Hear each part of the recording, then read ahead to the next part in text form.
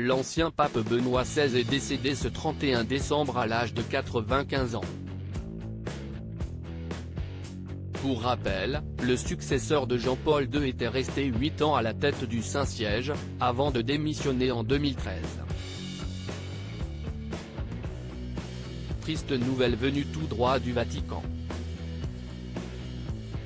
Ce samedi 31 décembre, la mort de Benoît XVI à l'âge de 95 ans a été annoncée. L'ancien pape avait succédé à Jean-Paul II le 19 avril 2005, après le décès du souverain pontife le 2 avril 2005. Pour l'instant, les causes du décès de Benoît XVI n'ont pas été dévoilées.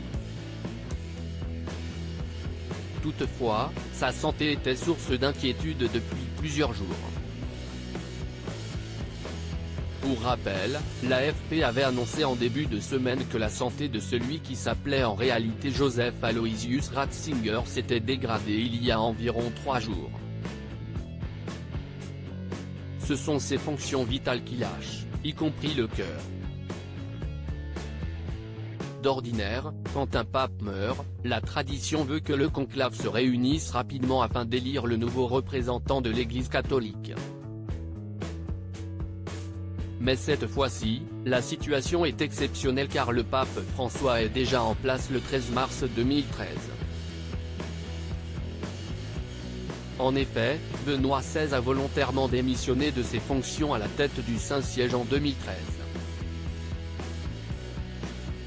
C'était le 11 février 2013 exactement que le pape, à la suite d'un consistoire public ordinaire, a annoncé sa renonciation pour le 28 février.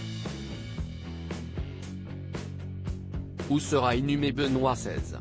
Une décision justifiée par la vigueur qui, ces derniers mois, s'est amoindrie en moi d'une telle manière que je dois reconnaître mon incapacité à bien administrer le ministère qui m'a été confié.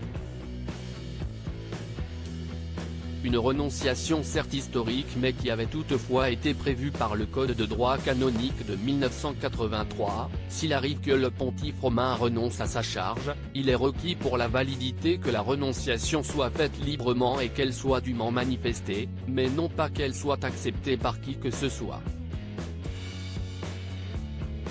À la suite de sa démission, Benoît XVI s'est retiré dans le monastère Mater Ecclesiae, où il a observé une vie de silence et de prière.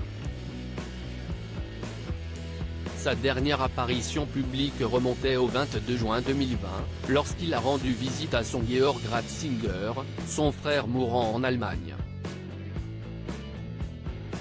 La même année, Peter Sewald, journaliste allemand et biographe officiel du pape, avait expliqué qu'il souhaitait être inhumé dans la tombe de Jean-Paul II, dans la crypte de Saint-Pierre.